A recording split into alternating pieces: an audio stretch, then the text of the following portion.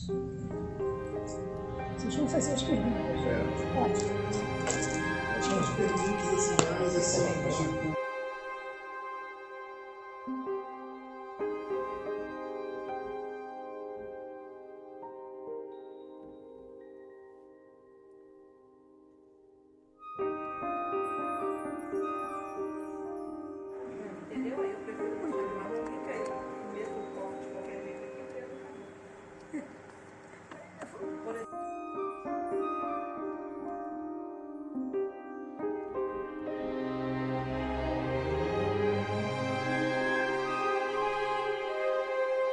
Meu nome é Margarida Lima e eu sou engenheira civil, e o Clube de Engenharia sempre me trouxe muito prazer, muito bom participar dele, honrada em participar dele, há muitos e muitos anos.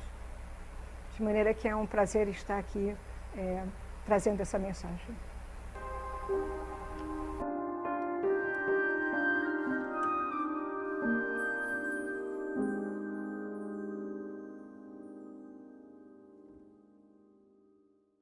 Eu entrei na Escola Nacional de Engenharia em 64 e me formei em 68, na área de Engenharia Civil, com ênfase em Mecânica dos Solos e Engenharia de Fundações. Claro que, tantos anos atrás, existem muitas diferenças em termos de comportamento dos alunos, em termos de todo o desenvolvimento tecnológico e da sociedade também.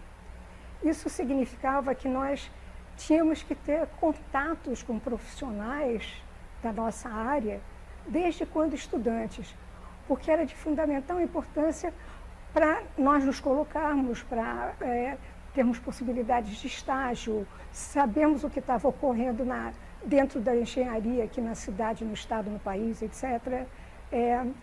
E aí, quando nós geralmente chegávamos ao quarto ano, embora não fosse obrigatório pelo currículo, nós éramos obrigados por nós mesmos a estagiarmos. Isso significa que em 67, início de 67, eu fui obrigada a começar a estagiar. Mas não era obrigada mal, era obrigada bem, uma coisa satisfatória. Na realidade, eu comecei um pouquinho antes.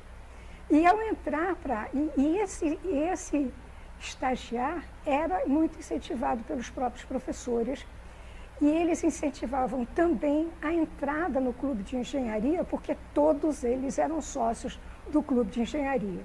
Alguns, inclusive, professores, enfim, não só da área de civil, mas de todas as especializações, áreas que existiam dentro lá da Escola Nacional de Engenharia.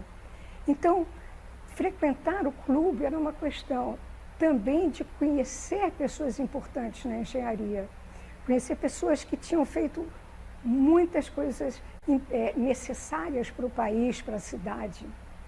Então, desde então que eu estava no início do quarto ano, eu me tornei sócia daqui. E para assistir palestra, tinha algo muito chique-chique, que era tomar um refrigerante ou coisa parecida, um chopp ao entardecer, num restaurante que tinha aqui no 18º, eu acho. E então, essa foi a minha entrada aqui para o Clube de Engenharia. Eu continuei ainda por mais uns 2 anos, mas depois saí do Rio de Janeiro, fui morar fora daqui, São Paulo, Rio Grande do Sul, e com isso, mas continuei ainda um tempo, porque meu pai, olha como era importante o Clube de Engenharia, meu pai não era engenheiro, mas ele considerava de fundamental importância eu continuar como sócia do clube, mesmo morando fora. De maneira que ele pagava as mensalidades do clube. E até que chegou um momento que eu disse, olha, não adianta, eu não tenho a menor perspectiva de retornar ao Rio de Janeiro. E aí então foi que ele parou de pagar. E aí eu parei de ser sócia, eu acho que uns 3 anos depois de formada. E aí eu retorno para o Rio anos depois, eu só vou retornar para o Rio mais ou menos em 77. Mas aí não retorno de imediato para o clube. Eu vou retornar ao clube já mais ou menos em 80 e poucos, uns anos depois, quando então era responsável, presidente, enfim, do Núcleo Rio de Janeiro da Associação Brasileira de Geologia e de Engenharia, que era prima irmã da mecânica de solos, da Associação Brasileira de Mecânica de Solos. E aí, então, eu tinha que recebia como presente por essa presidência um arquivo, 2 cadeiras, e tinha uma papelada. E aí era muito sério esse tipo de espaço dentro de onde eu trabalhava. Eu trabalhava nessa ocasião na Vale do Rio Doce, né? Estava cedida a Valec no projeto da Ferrovia Norte-Sul, mas já vinha da Vale do Rio Doce desde 79. E o Debrando era presidente aqui do clube e éramos amigos. Nós nos conhecemos no projeto Carajás. E que ele era responsável pelo departamento do Porto. E foi ele que fez o estudo, porque a ideia inicial era dos americanos, que era uma associação Vale United States Steel, era fazer, os americanos queriam que entrasse pelo Rio, que houvesse uma ferrovia só até Marabá, o governo federal fizesse a reclusa da barragem do Tocantins, e ainda fizesse também a dragagem do Porto de Belém. Então, para a United States Steel era muito mais fácil sair pelo Porto de Belém, o minério.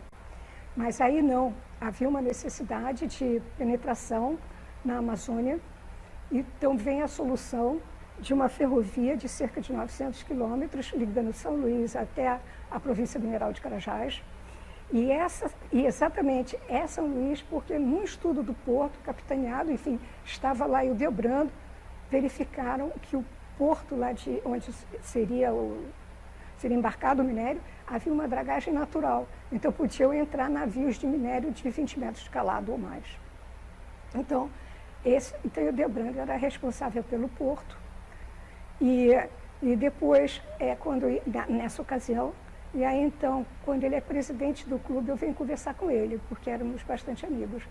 E então ele diz que sim, concordava que a BGE e a BMS viessem para cá, porque seria ótimo, porque sempre foram instituições com muitas atividades. Para o clube era muito bom e para elas também, uma vez que teriam uma sede num lugar de significado maior na engenharia. Então elas vieram para cá. E aí ele disse, em troca você volta a ser sócio do clube. Eu disse, pois não. Aí então eu retornei aqui ao clube de engenharia. E logo depois fui para conselho diretor. Não, acho que primeiro fui diretora, depois conselho diretora, enfim. Mas sempre ao longo desse período que eu estava sócia, eu sempre fui vinculada à divisão de geotecnia. Na realidade, quando houve a Revolução em 64, havia algum plano, sim, porque o Brasil passou a ter muito recurso financeiro para obras. Então você vai ver, por exemplo, aqui no Rio de Janeiro você vai ter metrô, você vai ter... Muitas coisas vão acontecer a partir de 60, 70, 64 até final de 70, foi realmente uma abundância que hoje não se tem a menor noção que era possível. As grandes hidrelétricas foram construídas nessa ocasião, uma rodovia para o Rio Grande do Sul era importante, que era uma autoestrada que ligava Porto Alegre até Torres, uma autoestrada feita, metrô de São Paulo, Sabesp construindo um sistema de túnel, barragem túnel, enfim, galerias, para abastecer São Paulo com 33 metros cúbicos de água por segundo, que é uma loucura. Aí você vai ter, por exemplo, vai começar também em Carajás, na década de 70, e aí mas são muitas obras, realmente, metrô, enfim, o que você puder imaginar foi feito nessa ocasião. O Brasil, não estou aqui questionando, levando em conta problemas sociais, não entro aqui, só estou falando realmente de obras, em termos de obras, de projetos, e num certo momento houve uma proteção da engenharia nacional. Isso significou o máximo para o país, porque você não podia ter aqui mais projetista internacional e nem empreiteiro internacional, a não ser que se fosse para algo pontual. Então, nesse momento, você tinha que ter um contrato que especificasse essa pontualidade e também que houvesse uma transferência de conhecimento por conta dessa atividade pontual. Foi aí que a nossa engenharia deu um salto astronômico. porque você tinha todos esses projetos e todos aprenderam muito nesses projetos. Como se diz, essa proteção da engenharia nacional, que era de empresas e de profissionais, vai terminar no governo do Sarney. Então, até lá, para vocês terem uma noção de quanto o Brasil demandava de engenheiros, enfim, eu me lembro de nós saímos da escola de engenharia, era uma base de recém-formado ganhar $3 mil, $2, $3 mil. E o profissional ligado a projetos, geralmente sempre ganhou 20% a menos. Mas vocês vejam que é um outro universo. Você tinha cartaz nos quadros de aviso da universidade pedindo profissionais. Então, pedindo recém-formados, você não tinha problema nenhum em encontrar estágio, absolutamente nenhum. E normalmente você estagiava, foi o que aconteceu comigo, e estagiava e, como se diz, era aproveitado pela empresa. Jamais deixariam você ao largo, só se você quisesse sair mesmo da empresa. Então, por exemplo, quando eu conheci Francis Bogossian, eu conheci estagiária, quando eu fui estagiar na Tecnosolo, que era do Costa Nunes, um professor renomado, enfim, Costa Nunes, e ele era, então, o chefe do laboratório da Tecnosolo, laboratório de solos. E eu fui trabalhar lá como estagiária, Francis era meu chefe. Então, olha que graça. São muitos anos que nós nos conhecemos, sim. Então, todo esse trabalho de engenharia, ele vai de forma muito, muito forte, mas para na década de 80, porque na década de 80 pararam os investimentos. Então, uma meia trava. Eu tive sorte de estar trabalhando na Vale do Rio Doce. E na Vale do Rio Doce foi uma experiência muito rica, porque eu passei mais ou menos 12 anos que eu fiquei na Vale. 4 anos implantando Carajás, 4 anos, mais ou menos, 4 anos numa superintendência de estudos e projetos, fazendo estudos de viabilidade técnica e econômica para novos empreendimentos da Vale, e depois 4 anos cedida à Valec na implantação da Ferrovia Norte-Sul. Belíssimo projeto, capitaneado pelo Paulo Vivaco, que vocês também já devem ter ouvido falar, do Paulo Vivaco. Somos amigos também. Aí Paulo Vivaco foi chamado pelo presidente, na ocasião era o Sarney, que já o conhecia por conta do projeto Carajás. Ele, então, para implantar a Ferrovia Norte-Sul. E Paulo Vivaco é um notório saber em transportes. Então, eu trabalhei uns 4 anos lá na Ferrovia Norte-Sul com ele, máximo. Aliás, o projeto da Norte-Sul, é interessante falar, que a Belém-Brasília não deveria ser uma rodovia, deveria ser uma ferrovia. Como era o projeto da Norte-Sul, não para ligar 2 pontos ricos, mas ser uma ferrovia de penetração. Porque, inclusive, todo o Brasil Central é um solo muito bom, quer dizer, é uma geografia muito boa para a plantação. E você tem, ao norte de Brasília, você tem uma região de calcário, como se diz, um volume enorme de calcário que você pode transportar no trem e ir fazendo em partes isso aí, ir corrigindo o solo, que é o cerradaço. Então, e lá tem água também, de maneira para essa parte agrícola era fundamental, essa ferrovia.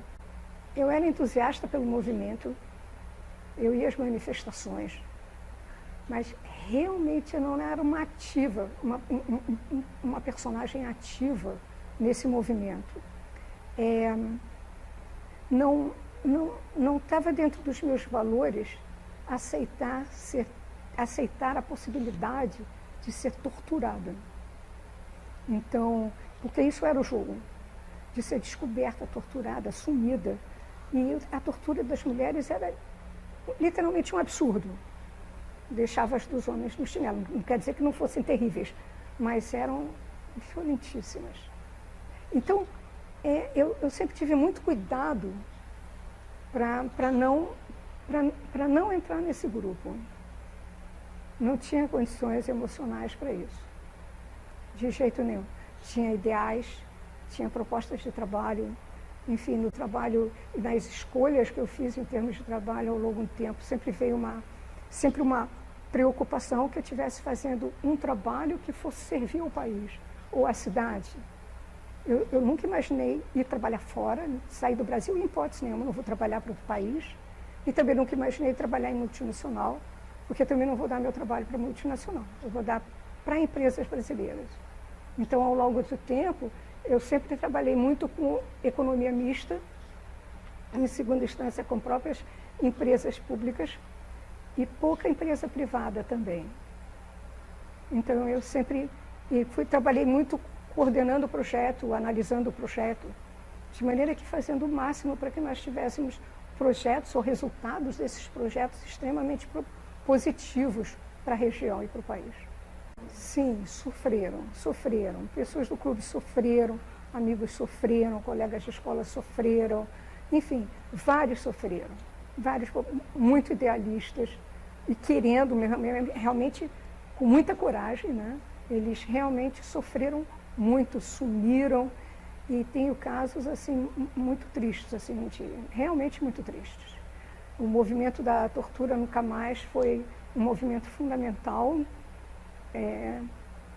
Não sei, tive contato com alguns deles, um deles presidente aqui do Rio de Janeiro, um grande amigo que estudou comigo na escola, e o irmão dele sumiu, e por conta disso, para descobrir o que tinha acontecido com o irmão, ele foi para ser presidente da tortura nunca mais, aqui no Rio de Janeiro. E era um horror, você tinha telefonemas de madrugada ameaçando morte disso, daquele, e mais, como se diz, indo no escritório do tortura, jogando tudo para o alto, jogando tudo para o chão. Era literalmente um horror. De um tempo para cá, o pessoal da tortura nunca mais está sendo procurado pelo pessoal perseguido pelas milícias. Por conta, e continuam esse trabalho usando know-how, vamos dizer assim, jurídico, que acompanhou o trabalho do Tortura Nunca Mais. Na época política, né? Na época da ditadura, enfim, eu acho. O país perdeu esses talentos, sem dúvida alguma, sumiram, foi perdido, e depois eles retornam. E aí você vai ver na abertura, quando começa a abertura, você vai reparar que quem vai se candidatar, quem vai participar das eleições, enfim, são pessoas exatamente que foram embora. Esse período todo não criou gente nova. Então, quem saiu com os 30 retorna com 40 e tanto, mas não foi criado nada. Politicamente, zero. Política, considerando política como equilíbrio de forças. Então, você não tinha pessoas que pudessem equilibrar essas forças, não tinha conhecimento. Eu me lembro que eu fui fazer, foi década de 90, eu fui fazer um curso na UERJ, especialização em engenharia sanitária e ambiental, é um curso muito pesado. Ele, naquela ocasião, né, os alunos não comentavam nada, era corpo, era a maravilha do corpo, a beleza do corpo, enfim, era extremamente vazio. E hoje você vai ver, até hoje na universidade, você vai ver que não há um engajamento, está começando agora. Porque você vai ter a revolução focada muito, também em estudantes? Porque a universidade é um lugar literalmente privilegiado. Porque você vai ter pessoas jovens que, a princípio, bem nutridos, estudaram em bons colégios, conseguiram ultrapassar uma série de dificuldades no âmbito do ensino-aprendizagem, e eles amealharam vários conhecimentos, inclusive, e na universidade eles já estão adultos. Então, o que acontece é que o universitário é privilegiado. Ele tem cultura, ele tem força, e ele é livre. Ele não tem vínculos para dizer se eu não posso fazer por causa do filho, se eu não posso fazer por causa do pai, da mãe, enfim. Ele não tem vínculos. Ele pode querer fazer, ele tem força para fazer, transformar o seu ideal em algo existente, em algo prático, físico. Não é à toa que ele foi que massacrado. Foi realmente massacrado. É facilmente explicado. Por que ele? Houve uma época que eu me questionava, por que isso, meu Deus do céu? Por conta disso. Portanto, e agora foi tão bem massacrado, é que até hoje você não encontra. Eu fiquei agora 9 anos trabalhando na UF, Até hoje, na engenharia da UF, até hoje, você não tem aquela gana da representação de estudantil, sabe, dentro da sala, você ser representante de turma, sabe, eu fui sempre representante de turma, sempre de uma disciplina eu era representante de turma. Então, você não tem essa coisa de ser representante, de criar, de questionar, de debater, de questionar o professor, dizer isso eu não quero, e, sabe, por aí vai. Não fazem. Não, é assim mesmo, Margarida. Claro que não é, meu anjo. É o que eu respondo, claro que não é. Você não está vendo que você daqui 20 anos você tá na direção do país? Não vê. Então, é realmente impressionante, viu? Mas está melhorando, dizem que está melhorando. Eu saí do Rio, na realidade eu me casei com um curitibano. E aí, também engenheiro, falta de imaginação, também engenheiro. E aí, então, nós fomos morar no Rio Grande do Sul, na construção de uma ferrovia, de uma rodovia ligando Porto Alegre, aquilo que eu falei, a Osório, uma autoestrada chamada Freeway, muito chique-chique. Era o que todo gaúcho queria, era essa Freeway. Então, que ia direto de Porto Alegre a Osório. E andava na BR-101, essa litorânea. Da BR-101.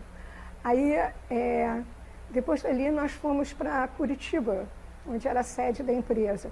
Ele trabalhava numa empresa que era uma das 4 maiores empreiteiras do Brasil, que era a CR Almeida. E aí eu tive muito contato com todo esse ambiente de empreiteiro. No Sul eu não pude trabalhar, não deu para trabalhar, porque eu era a esposa de um engenheiro, para trabalhar como no subcontratado, enfim. Quando fui para Curitiba, eu voltei a trabalhar em Curitiba. E ficamos lá 6 meses, aí depois saímos e fomos para São Paulo, viemos para São Paulo. O Rui saiu dessa empreiteira, foi para outro projeto em São Paulo, outra construtora, e aí moramos 6 anos em São Paulo. Nesses 6 anos em São Paulo, aí é que vem, nesses 6 anos em São Paulo, tinha um metrô sendo construído, a primeira linha do metrô, com uma situação incrível, porque os alemães eram um consórcio com a HMD, Rotif, Montreal e Deconsult. Eles é que fizeram, na realidade, o projeto do metrô. E aí, então, como se diz, a Promonta me ajudou. Eles estavam transferindo o know-how de acompanhamento do projeto, da execução, naquele momento. Então, eu tive a chance de, trabalhando em projeto, atuando em toda a parte de geotecnia do projeto, da Norte-Sul, da primeira, lá do Jabaquara até a rodoviária.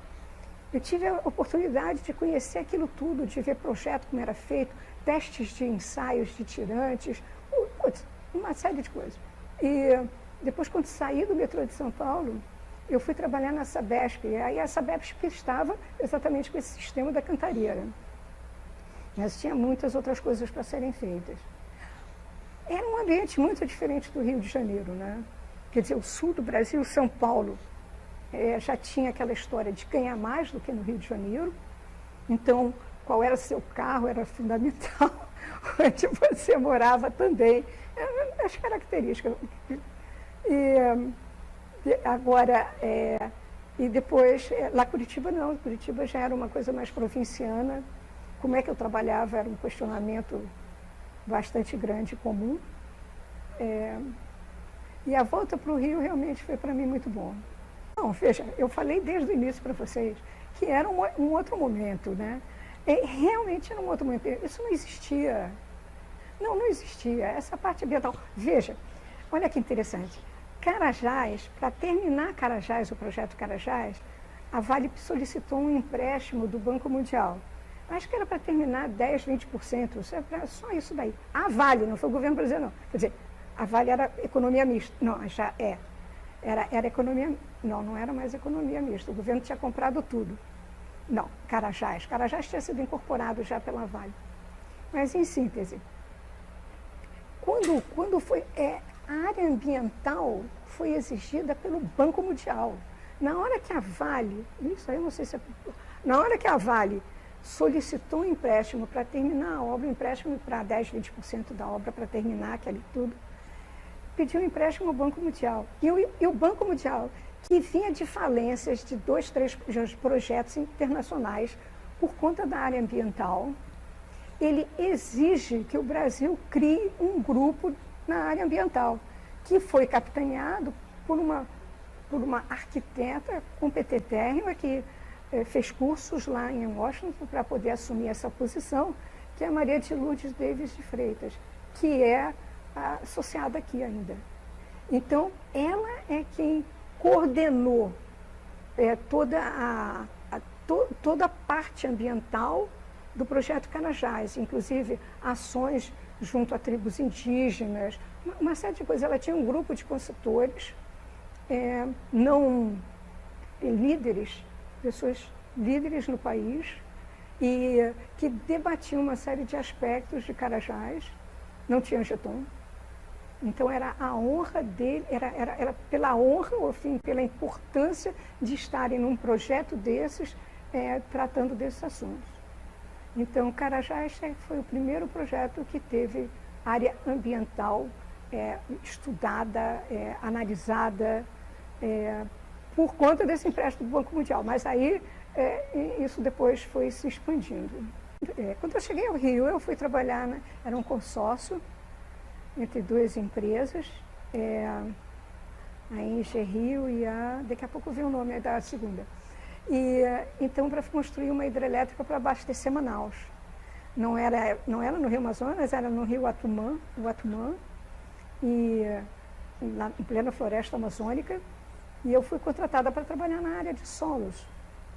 E para chegar lá foi muito emocionante, porque eu andei de hidroavião, olha que maravilha, e de hidroavião e voltei de helicóptero. Na Amazônia era muito comum viajar, e nas obras seguintes, nos meus trabalhos, eu viajava de helicóptero também. Deixava no meio da floresta, depois, ou de meio de uma estrada aberta, e depois me pegavam. Mas a barragem de Balbina, era para abastecer Manaus, e não tinha, você não tinha esses estudos todos, você não tinha muita atenção com a área social, com a área ambiental, não existia isso daí. Existia empreendimento em quanto ele daria de retorno em termos de energia, enfim, quanto é que ele daria nesse sentido, E Balbina, o empreendimento da Amazônia, é sempre mais complexo, por conta que você tem que tomar cuidado, porque você tem que saber a quanto você vai desmatar, porque se você não desmatar o suficiente, quando enche o reservatório, as folhas, as árvores vão morrendo, e as folhas caindo, elas criam um reservatório muito ácido, e aí então vão corroer as turbinas. Isso foi uma coisa houve um aprendizado disso daí. Então, você tem que tomar cuidado em áreas que tem muita vegetação folhante, com essa caída das folhas. Balbina não chegou a ter problema, mas teve uma outra no Brasil que teve. Teve uma célebre fora do Brasil, numa Guiana, chamada Brocopondo, que foi um horror. É considerado assim o caso de fracasso, para ser estudado na Amazônia em termos de barragem. Eu também visitei nesses estudos de viabilidade técnica e econômica, esses mais ou menos 4 anos na Vale, eu também fui muito àquela região por conta de áreas de minério, da Vale do Rio Doce. Então, também andei ali pelo Amazonas, pelaquela região toda. Na Norte e Sul, eu peguei Brasil Central, e um pouquinho da Amazônia, Mas era outro mundo, eu peguei uma célebre, tem umas coisas assim, por exemplo, você vê agora, o pessoal, garimpo, o garimpo que você está vendo na Amazônia, Naquela ocasião, quando estava o projeto Carajás, o garimpo de Serra Pelada, por exemplo, foi incentivado como outros garimpos, Quem tomava conta de Serra Pelada era um militar, inclusive, E Serra Pelada foi uma opção natural, independentemente do ouro, foi uma opção de trabalho para problemas sociais muito grandes. Você tinha também a própria Transamazônica, né? Ela também entra como uma possibilidade dos nordestinos irem trabalhar em áreas no entorno da Transamazônica, ou ao longo da Transamazônica, né? O que não deu muito certo, porque o nordestino não está acostumado com o clima amazônico, não tem nada a ver, né? E aquela área toda ali que você pega de Marabá, por conta que Serra Pelada era perto de Marabá, mais ou menos, né?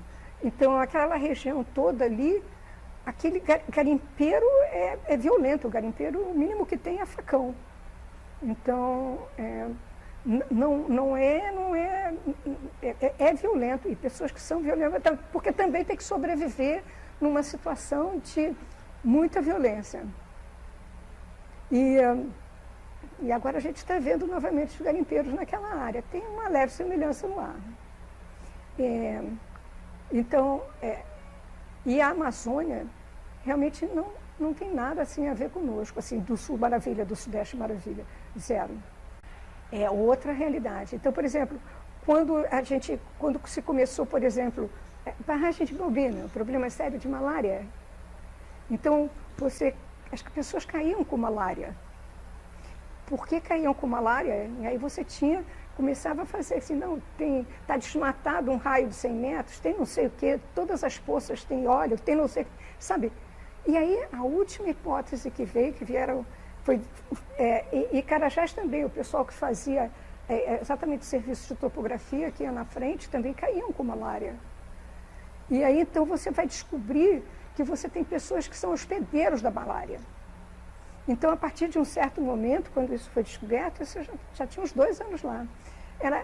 Você entrava no trecho, para entrar no trecho, enfim, principal, para ir ao acampamento, você tinha que fazer um teste expedito para ver se você tinha ou não tinha malária. Senão, não entrava. Mas isso já tinha corrido, né? Todo mundo já tinha andado bastante. Na realidade, depois desse período da Vale do Rio Doce, eu saí da Vale do Rio Doce em 90, com as demissões do Collor. Eu fui demitida em 90. Na realidade, essa demissão entra com o Collor, o que eu chamo de promessas de campanha, compromissos de campanha.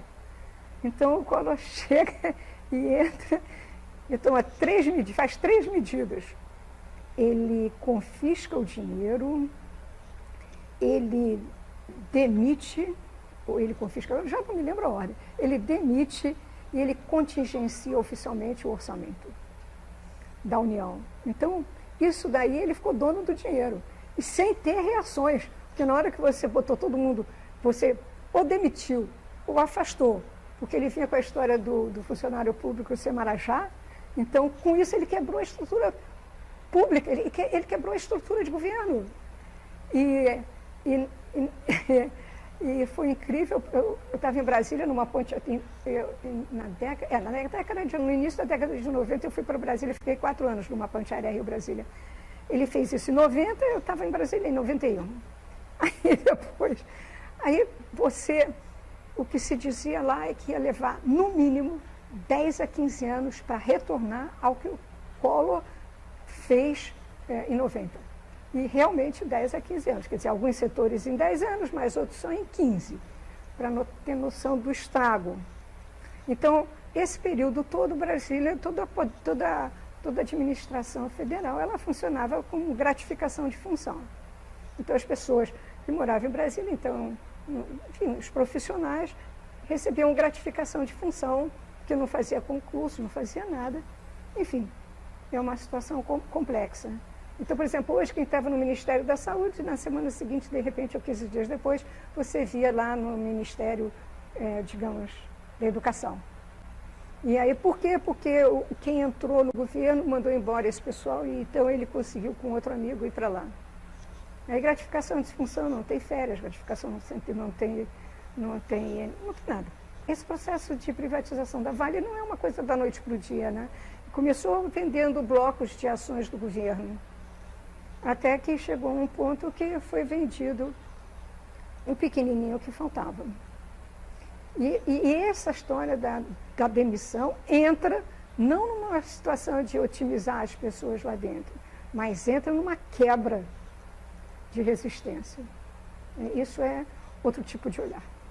Era bem levantado no conselho, nos grupos, era bem levantado. Isso aqui o Clube de Engenharia sempre teve uma abertura muito grande entre nós, para falar realmente a democracia para nós existiu e sempre existiu aqui dentro. E é claro que debatíamos, enfim, éramos vozes que faziam artigos, que participavam de ações com outras entidades, como a OAB, enfim, a ABI, uma série delas, sabia-se disso.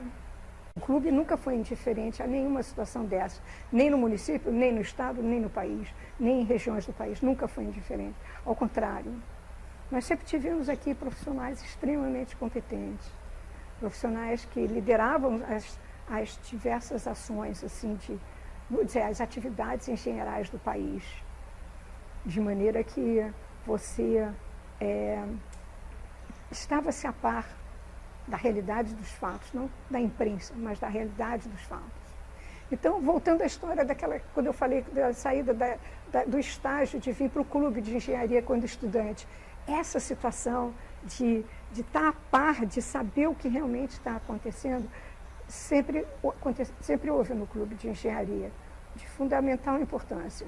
Sempre foi contra a privatização da Vale, então, por exemplo, Paulo Vivaco era presidente da Valec, então com esse enorme projeto. Ele era daqui, né? Ele era membro do conselho, enfim, ele frequentava o clube, ele debatia no conselho. Você vai ter, o Ildebrando era da Ferrovia Carajás do Porto, responsável pelo projeto Porto, estava aqui, foi presidente daqui. E aí então você começa a ter, você vê que você tinha pessoas notáveis, todas eram, o Francis com toda a experiência dele também, empresário, diretor de escola, enfim, ele também aqui como presidente, participante ao longo do tempo. Então todos esses ativos, e o clube sempre se manifestou, nunca ficou omisso, nunca. Agora você tem que ver uma coisa muito importante. Todas essas associações, elas funcionam, e há interesse quando você tem dinheiro e quando você está fazendo algo. Na hora que o país não tem dinheiro, que o Estado, o município não tem dinheiro, não realiza, não executa, passa a haver um desinteresse. Então, muitas pessoas que vinham para cá por conta de chances de saber onde ir, onde procurar, onde trocar, se aperfeiçoarem, né? Entrarem nas divisões técnicas, se aperfeiçoarem com palestras, com cursos, etc., quando não há dinheiro, retraem-se. É lógico. E depois, no passado, você não tinha as universidades atuando como atuam hoje, com muitos cursos. Hoje você tem, elas dão vários e vários cursos, gratuitos, não gratuitos, pequenos, longos, você não tinha isso tudo. Então, todas essas palestras aqui, todos os pequenos cursos que eram dados, enfim, eram de fundamental importância. Você tinha a associação A3P, os antigos alunos da Politécnica, que é da UFRJ, né? Era uma associação extremamente atuante também. Ela tinha um curso de engenharia econômica que era, assim, o máximo dos máximos, pós-graduação. Então, hoje você não vai encontrar isso, você vai ter isso dentro das próprias universidades, nas N modalidades de cursos que elas ministram. Quer dizer, eu sempre atuei aqui dentro do clube, né? Eu ajudava, atuava em várias atividades, algum grupo de trabalho, numa divisão dessas de solos, né? Vou lá, basicamente de solos, geotecnia. Aqui no conselho, formava grupos de trabalho aqui no conselho. Então, realmente atuava. Aí, mas eu não sou uma pessoa, assim, como é que eu posso dizer? Eu não sou uma pessoa assim, muito agressiva assim, nesses termos de... Não sou. Então, sou mais fechada, sou uma pessoa mais fechada. Mas trabalhei muito aqui, muitas coisas aqui eu ajudei a fazer. E depois eu tive uma experiência que é interessante contar. Chegou um momento, depois que eu saí da Vale em 90, né? Aí minha vida deu uma guinada enorme. Continuei no clube. E ela deu uma guinada muito grande, por conta que sumiu o dinheiro. Era 90 não teve nome, se 80 era perdida, 90 foi sem nome.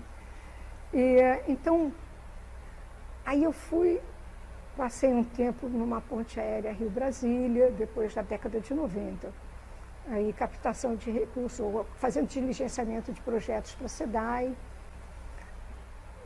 Outra coisa interessantíssima, trabalhar com recursos internacionais na parte de meio ambiente. Meio ambiente. Programa Nacional do Meio Ambiente. Imagina vocês que o Brasil ia sediar um SED em 92 e não tinha nada na área ambiental. Então foi feito um programa alinhavando todos os projetos que o IBAMA possuía, que possuíam ao nível federal, e criaram um Programa Nacional do Meio Ambiente. E eu a Maria de Lourdes foi a coordenadora geral desse programa, e eu fui uma das pessoas que ela chamou para trabalhar junto com ela. Então, a principal executora era o IBAMA e eram projetos no Brasil todo. Um programa de 166 milhões de dólares, para vocês terem noção, na área ambiental. E aí, quando houve um SED em 92, que foi lá no... Não é lá? Não, no Rio Centro. Foi lá no Rio Centro e que aqui teve as ONGs, aqui no Aterro, né? Que muita gente confunde com o evento por causa das ONGs, e não por causa do Rio Centro. Era realmente, o projeto era enorme. Depois eu saí e fui fazer me chamaram para fazer diligenciamento de projetos em Brasília, de projetos da SEDAI. Então, acompanhar os projetos até chegarem os recursos, né? Um trabalho profundamente interessante, porque você vai conhecer para sempre como é que funciona o Congresso. Os anões do orçamento, você aprende tudo isso, como é que atuam. Eu fiz 2 pós, eu fiz uma primeira na área de engenharia sanitária e ambiental, essa da UERJ, bastante pesada, tinha 1.066 horas aula, uma loucura. E depois fiz uma outra em termos de gerenciamento de projetos. E ambas me ajudaram muito no trabalho que eu realizei.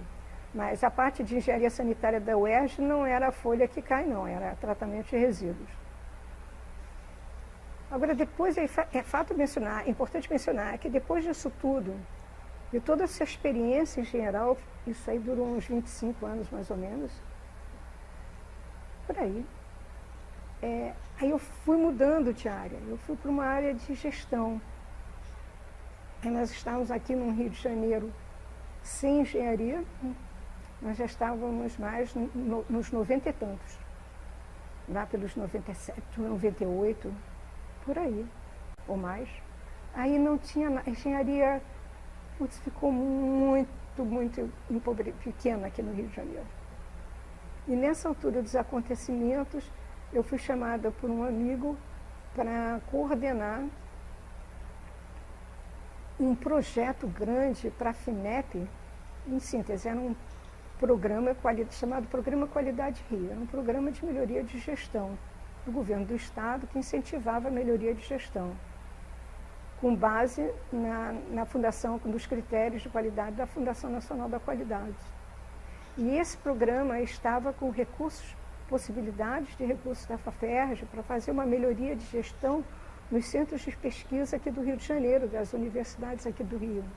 E ele me chamou para coordenar esse projeto. Na realidade, eram 2 recursos. Tinha da FINEP também. E aí, o que aconteceu é que foi muito difícil, porque acabou não acontecendo, porque você precisava de uma série de documentos, e em especial, o programa da FINEP, você só passa de um item para outro quando preenche o primeiro.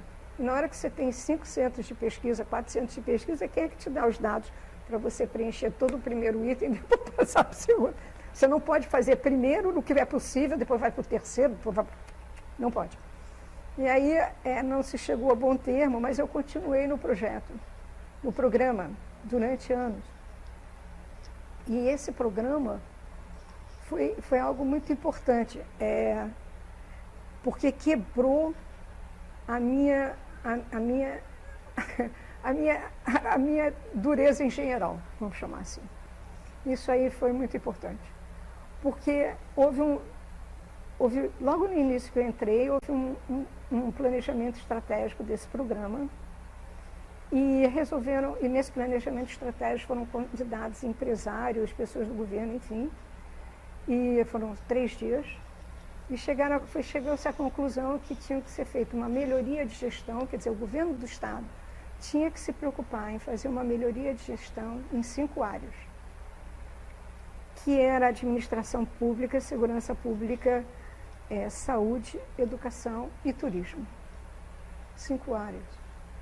E quando isso ficou decidido, depois em reuniões dentro do programa e também com o secretário, que era o Victor, foi o Victor, quando ele entrou no governo do Garotinho, ele puxa esse programa para ele, porque ele já era vinculado a essa parte de qualidade.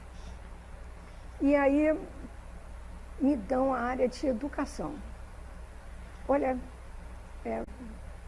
falavam no início que, nas reuniões, que eu estava com uma fisionomia de quem não sabia o que estava fazendo ali.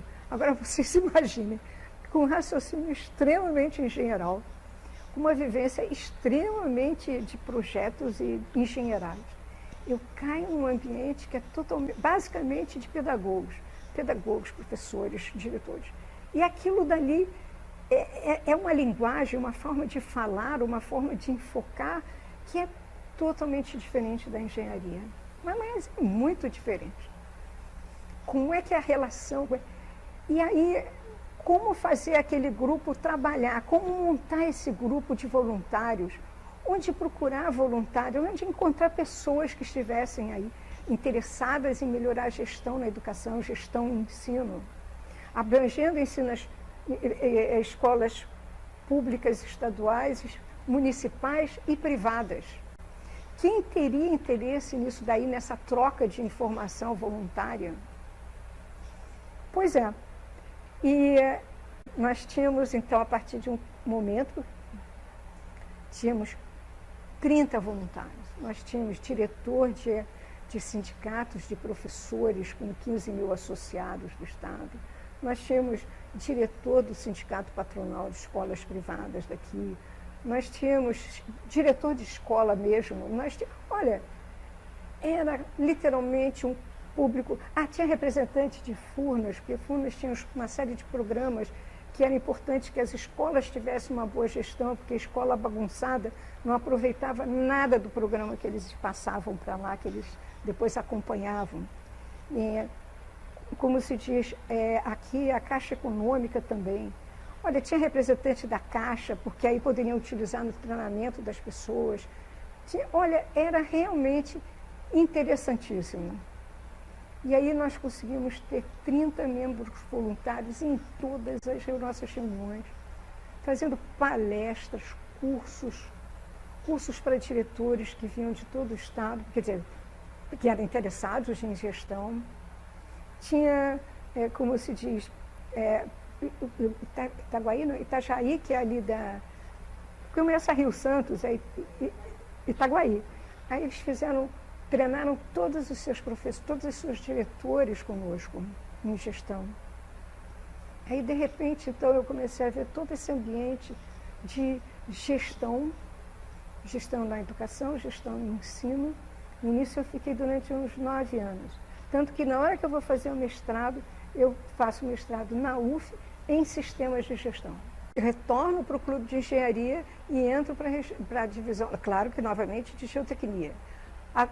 Aí depois de um certo momento na UF, eu entrei na divisão de formação do engenheiro.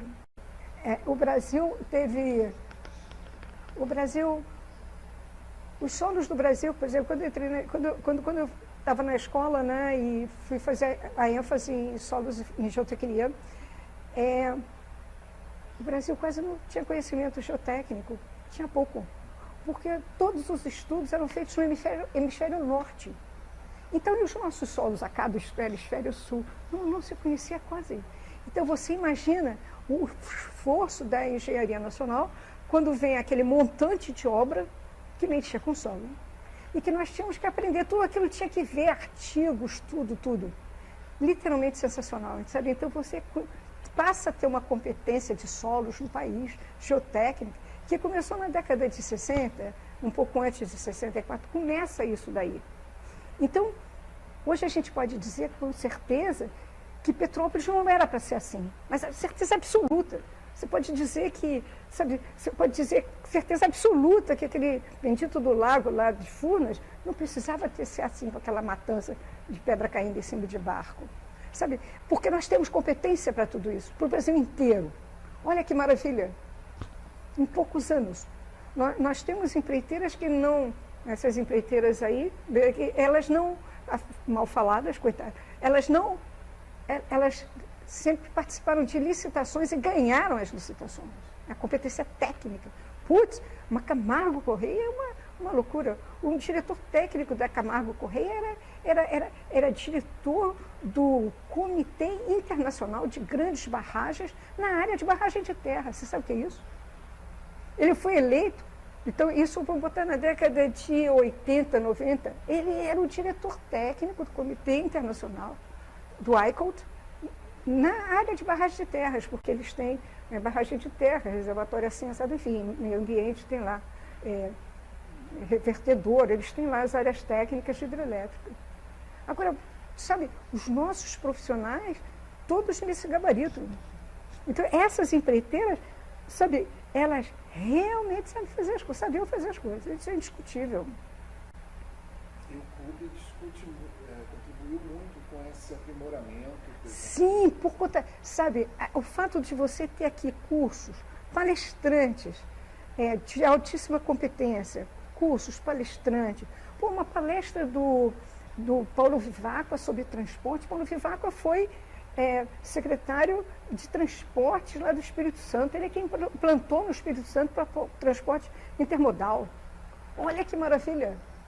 Então você vai ter pessoas aqui que alto nível e tinha uma competência que podem fazer críticas positivas, críticas que constroem. E isso ao longo do tempo inteiro. Então, um privilégio. Então, claro que todos contribuem, Paulo Viváqua, Francis, e todos esses aí contribuem muito. É uma maravilha. Então, como é que a senhora acha que o clube deve atuar, se posicionar para contribuir para esse país daqui para frente, né? Olha, veja, assim, há uma diferença muito grande disso tudo que eu estou falando, que tem um auge numa certa época, e depois, então, por conta da pobreza, por conta enfim, dessa falta de obras, de projetos, a quebra dos modelos dos estados, da governança municipal e estadual, né, em assuntos ligados à engenharia. Então, por exemplo, você tinha sempre um corpo técnico no Estado, você tinha 3 figuras, você tinha o projetista, o empreiteiro e o corpo técnico do Estado, que era quem era o dono da obra. Então, o Estado, ou então uma empresa privada, era a dona da obra, contratava alguém para ver por ela a qualidade do projeto e da execução. E você tinha o projetista também. Então, você tinha 3 entes. Você não tem isso mais hoje. Então, você só tem 2. Você tem... você não tem o Estado pela metade e o empreiteiro contratando o projetista. Isso aí é um caos. O Estado sem gente, e o Estado seja em qualquer nível. Então, como você vai ter... como você vai deixar de ter problemas? Não tem como. Voltar para o modelo antigo? Como voltar? Nós estamos numa fase enorme de mudança. Então, como voltar? Eu não sou saudosista, não é uma questão de saudosismo. É uma questão de como é que nós vamos, com o que temos, aprimorar a nossa engenharia para, enfim, não deixar perder todo esse conhecimento amealhado. Não se pode deixar perder. Sabe, é muito esforço de muita gente que lutou muito para isso acontecer. Muitas faliram, sumiram, terminaram, tudo que tem direito. E não, sabe, é lamentável. Você ouve, por exemplo, um Carlos Ferreira, aqui agora. o que ele traz dessa parte toda de engenharia que ele conhece, você vê um patusco, o que ele traz, sabe? É literalmente uma maravilha, sabe? É uma maravilha em termos de contribuição técnica, de abrir os olhos, de acordem, sabe? É incrível. Pois é, isso que é uma maravilha que eu acho que o Clube de Engenharia funciona.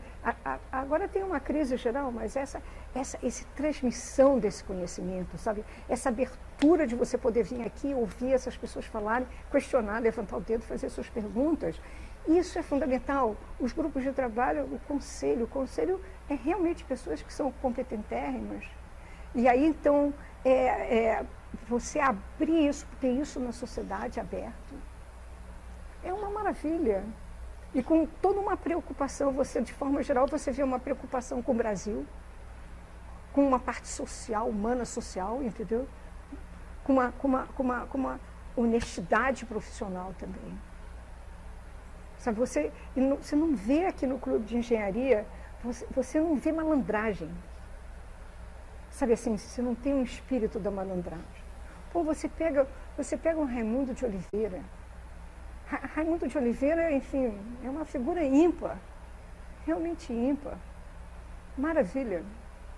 Sabe, o Renato, que foi presidente também, foi presidente lá da rede ferroviária, todos eles é o máximo, são os máximos. Então, eu creio que caminho nessa altura dos acontecimentos que nós temos uma tecnologia que o pessoal toda hora vive com o celular na mão, que você está com problema aí de dificuldades financeiras junto às empresas, então não desperta tanto interesse ficar aprendendo, vamos já dizer assim. Não querem se reunir, não tem o hábito da reunião ao vivo e a cores, não tem isso, é nítido dentro da universidade. Pode voltar, claro, tudo pode voltar. Então, o nome que eu vejo é como manter o clube. O clube não pode se apagar. Não pode se apagar, de maneira nenhuma. Não pode, porque a universidade não vai ocupar o espaço do clube. O CREA jamais ocupou e vai ocupar, porque não está na proposta dele o espaço do clube. Sabe? Então, tem que continuar a existir. Como? Aí está o nome do jogo. Aí é a cabeça dos mais jovens. Os mais novos, não estou falando dos jovens, os mais novos, que vão encontrando um caminho. Realmente é uma instituição de extremo valor. Sempre foi, né? Porque só o fato a proposta de defender a engenharia nacional é uma senhora proposta. Eu creio que, por exemplo, estudante, eu creio que há que ter alguém falando nas universidades. Há que ter gente falando lá. O Pedro Celestino é ótimo também. Pedro Celestino fala muito bem. Então, ele foi na UF, maravilha de fala para os alunos, sabe? Os alunos ficaram de boca aberta, porque não imaginavam nada daquilo. Quer dizer, das correlações que ele fazia ao longo da palestra. Né? Então, as universidades têm, agora que está o Viver a Cores, recomeçou, né? Então, elas têm semana de engenharia, é obrigatório. Não é coisa que as universidades disseram, agora a gente vai fazer uma semana de engenharia. É obrigatória a semana da engenharia. Eles têm, do Ministério de Educação, né? Eles têm programas dentro da universidade, também com recursos federais ou da própria universidade, profundamente interessantes para os estudantes ficarem mais vinculados à universidade, em termos de deles próprios montarem palestras, verem filmes, trazerem filmes, grupos de discussão, várias atividades nesse sentido. Eu estive próxima desses grupos. E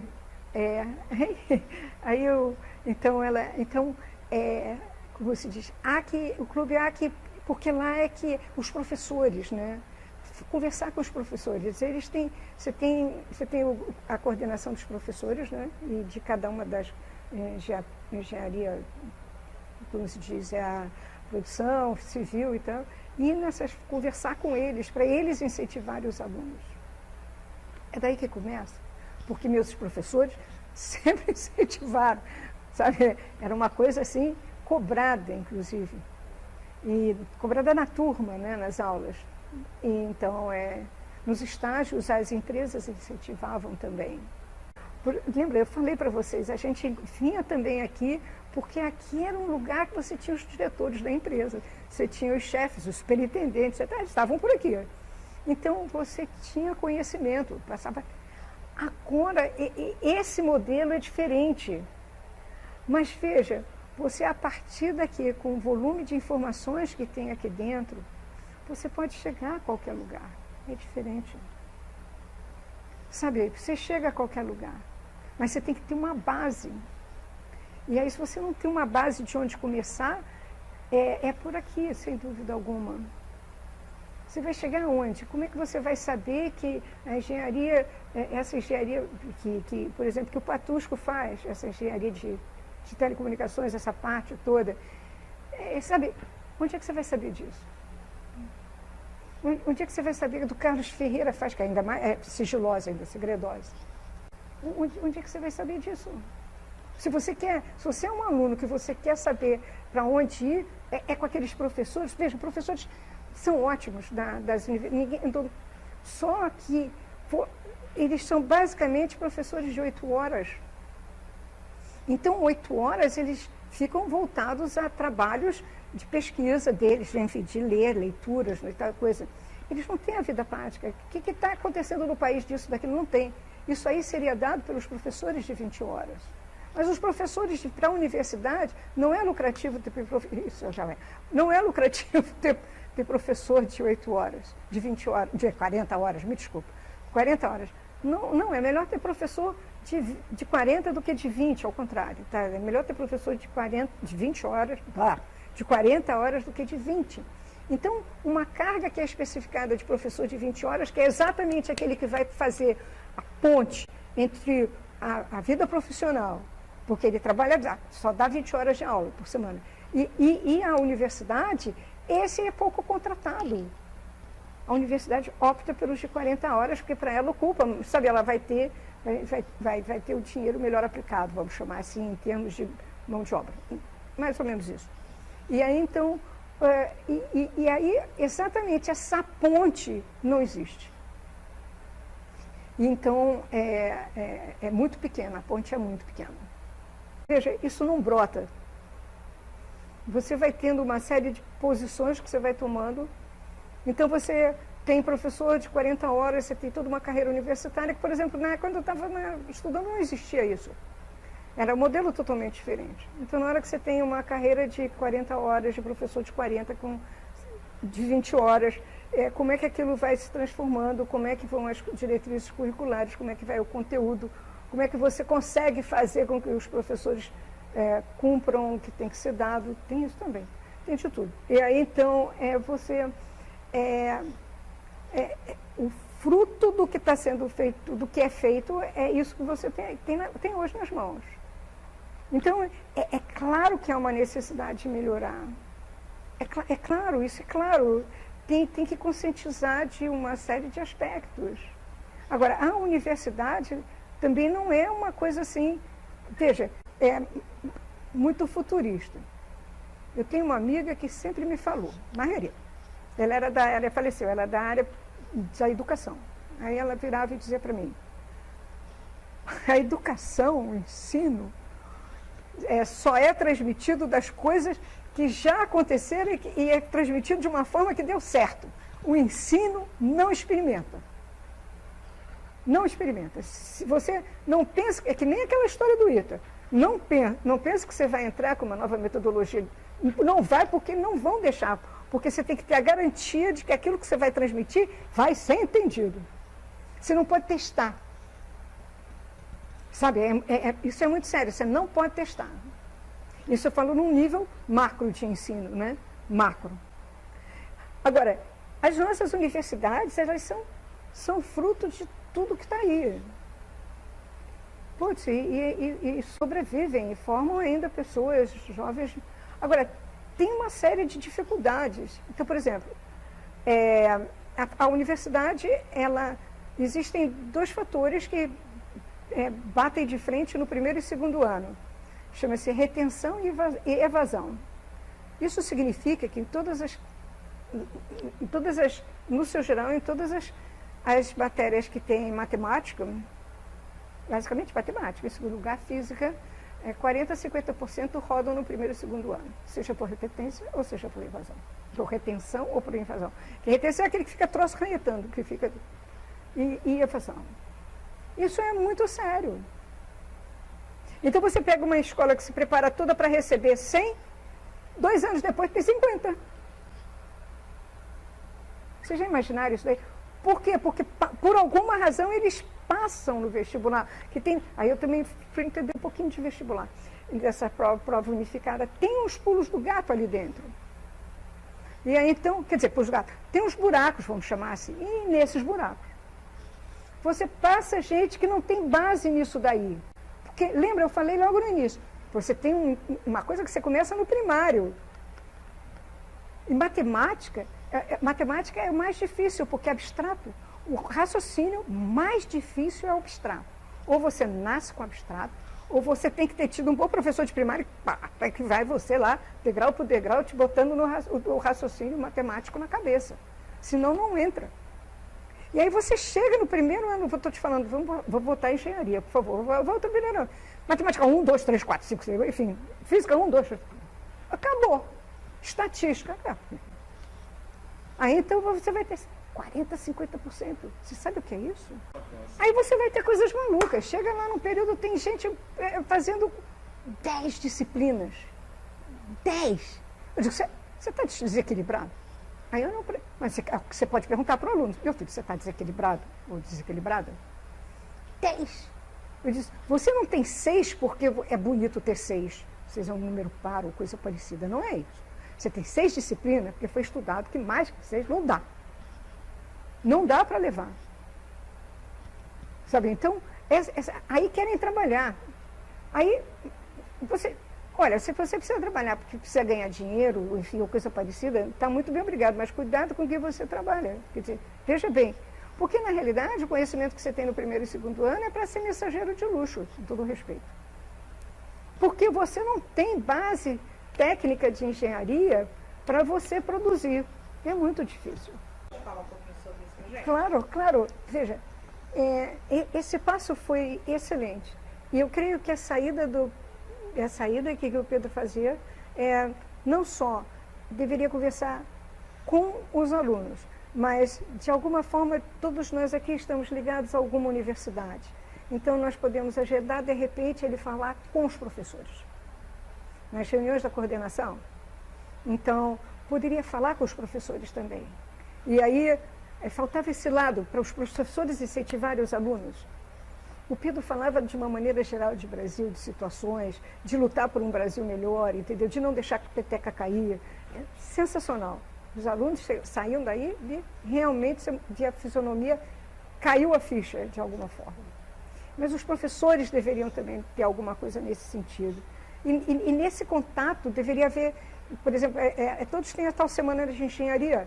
Então, outras pessoas aqui de dentro poderiam ser chamadas. Eu chamei gente para que eu representava, nessa semana de engenharia, eu representava PASB, Engenharia de Produção, porque eu estava vinculada lá ao Zé Rodrigues. Então, eu chamava a gente para falar lá sobre um assunto específicos.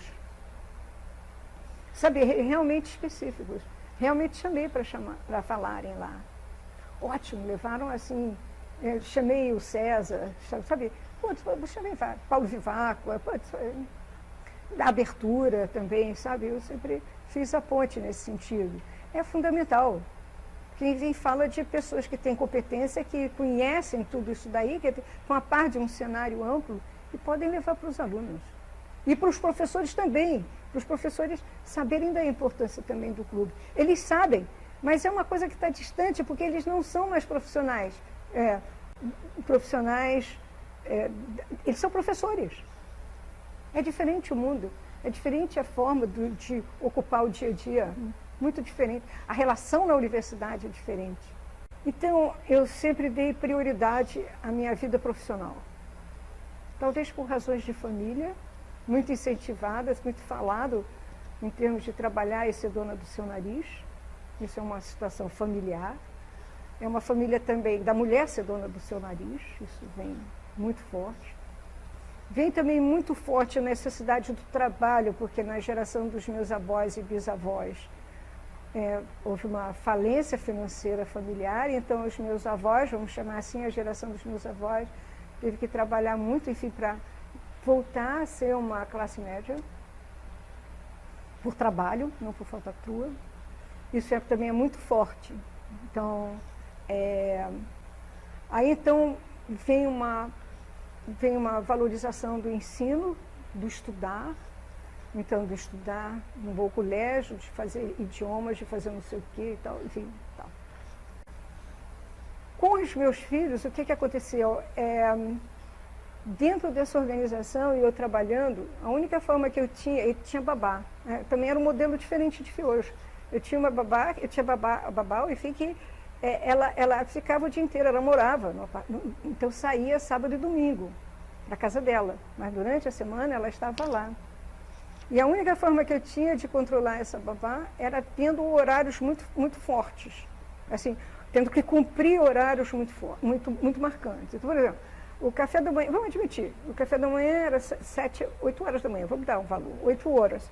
Aí a criança tinha que tomar um lanchinho, uma fruta às 10, tinha que almoçar à meio-dia, tinha que dormir 1 hora, tinha que acordar às 3. Isso tudo estava anotado e tinha que ser cumprido, senão rua. Eu pagava bem. E tinha que ser cumprido, porque era a única forma que quando eu chegava de noite em casa, ou às vezes dava um rompante na hora do almoço, coisa parecida, eu sabia o que estavam fazendo. Se não dormisse de noite, e aí de noite estava comigo, não estava com ela, estava comigo. Na hora que não dormia de noite, algo tinha acontecido. Ou a criança estava doente, ou tinha acontecido um mau relacionamento, ou a babá, enfim, não estava tratando bem. Algo aconteceu. Então, o horário me permitia avaliar o comportamento da criança quando eu chegava em casa. Você está com mais fome, se não está com fome nenhuma. Você pega a partir daí, presta muita atenção, é lógico. Então, e tinha essa facilidade dela pernoitar lá em casa. Então, isso também é muito claro. Então, e os horários das crianças, quer dizer, era algo sagrado, literalmente sagrado. Não chegava a ser, não era tortura, não é isso que eu estou falando, tá? Mas tinha que ter, senão não tinha referencial nenhum. Era uma rotina naqueles horários e ponto. Tem que dormir às tantas horas, não quer dormir, fica aí, mas vai acordar às tantas. Mas não vê, aquela história de ver televisão, essas coisas. Eu fico horrorizada com netos por conta da história do celular, do tablet. Que isso, sabe? Nem sonhando. Não podia, porque senão não dormia, senão não acordava, aí atrapalhava a festa toda. Então, com os netos eu levo um sustaço, mas é o nome do jogo. A outra parte é com relação a casamento. Eu casei 2 vezes com engenheiro. Falta de imaginação, já falaram. Aí acabamos nos separando, quer dizer, o primeiro por uma razão, o segundo por outra. E do primeiro é que eu tenho os 2 filhos. E a realidade é que, olhando para trás, é muito difícil, porque a cultura masculina, pelo menos na minha geração, eu vejo que agora nem tanto, está melhorando, é do homem não fazer nada para ajudar dentro de casa. Então você passa a ter, você tem um monte de tarefas, você trabalha, tem que produzir, porque existe uma cobrança, por conta do preconceito todo, com relação ao seu trabalho. Você tem que dar atenção aos filhos, porque ele não dá, porque ele está trabalhando, diz mais que você. Você tem que ir à casa, porque não cabe a ele vir à casa. Se você diz que você faz supermercado, faz besteira no supermercado propositalmente para dizer eu não sei fazer. Aí, conclusão da história, você fica com uma quantidade de atividades que chega uma hora, é extremamente puxado. E chega uma hora que a relação desgasta. Não tem jeito. sabe? É muito difícil, principalmente quando você tem filho pequeno, filho adolescente. Quando eles estão grandes, aí eu creio, eu não peguei filhos grandes. Então, nas minhas duas experiências de casamento. Então, uma com filhos pequenos e outra já, crianças, pré-adolescentes ainda. Mas, enfim, junto os meus, os seus, fica... Pois é, os nossos não teve, mas, enfim, é meio complicado, é difícil, é muito cansativo. Para a mulher que trabalha e que é dona do seu nariz, é muito difícil, é muito árduo. Compensa, se vocês disserem, compensa ou não compensa? Compensa. Compensa vivenciar toda essa situação árdua, difícil, trabalhosa, tudo. Porque a vivência é uma maravilha. No final você olha e diz assim, você tem maturidade para ver isso, você tem maturidade para ver aquilo, você tem uma maturidade de vida que vai lhe dando uma segurança interior muito grande. Não quer dizer que não tenha suas falhas, tem. Mas você passa a ter, porque você lida com criança, você lida com a obra da casa, você lida com família, né? Você lida com os amigos, com tudo. Né? Então, realmente, agora, é árduo, muito árduo. E aí, compensa, é árduo, muito árduo, mas aconselho que façam. Primeiro, façam engenharia. É um privilégio fazer engenharia. É uma maravilha. Você está certo que tem lá uma aridez, não é humano, indiscutivelmente, mas o raciocínio fica que é um primor. E lhe dá ferramentas, e a partir daí dá ferramentas para você fazer qualquer outra profissão, ou atividades. Essa eu acho que foi a facilidade que eu tive de fazer essa salada profissional no final. Exatamente o raciocínio geral. Sabe, a forma de encarar os fatores todos, né? E também da minha própria casa, sabe? Isso é que deu essa facilidade, dessa organização de raciocínio, de pensamento. Então, eu acho que, em primeiro lugar, faça, porque vale a pena. É importantíssimo. Segundo, ao mesmo tempo em que você vê esse preconceito, de uma forma geral, você vai ter homens maravilhosos que vão ser seus amigos. Você vai ter situações maravilhosas de reconhecimento. Você vai ter... vocês nem imaginam experiências belíssimas, você está entendendo? De amizade, de companheirismo, sabe? Muito bonitas. Muito bonitas. Você imagina, você chega num acampamento, 11 horas da noite, está todo o acampamento desesperado atrás de você. Rádio para tudo quanto é canto, sabe? Vocês imaginem. Com toda aquela história, mas olha que coisa impressionante. Te darem uma bronca que nem mãe, quando ficava danada quando você fazia besteira. Imagina você levar uma bronca naquela posição. É de um afeto enorme. A preocupação sentida com você. Nunca mais fiz isso, né? Sabe, então, esse tipo de... Sabe, que você pensa, sempre vão me ter preconceito, não gostam de mim. Sabe, algo nessa linha? Não é bem assim. Então, sabe, é de você descortinar outras formas de vida. Você sai de um ramerrão. Então, acho que sabe? Faça.